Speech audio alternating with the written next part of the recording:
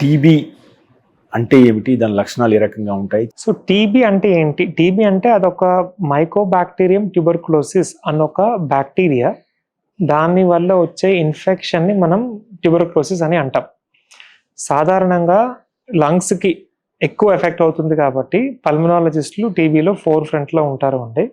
కానీ మనం గమనించవలసింది ఏంటంటే టీబీ మన శరీరంలో ఏ అవయవానికైనా రావచ్చు. బ్రెయిన్ నుంచి స్కిన్ వరకు, బోన్, ఎక్కడైనా, ఐస్, ఎక్కడైనా కూడా టీబీ అనేది రావచ్చు అండి.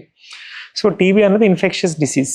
ఆ లక్షణాలు కొద్దిగా క్లియర్గా చెప్తారా? లక్షణాలు ఏంటి అంటే ఫస్ట్ దగ్గు, సెకండ్ తెమ్మడ, కఫం, ఫ్లెమ్ రావడం, జ్వరం.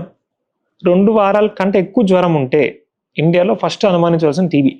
చాలా కారణాలు ఉండొచ్చు.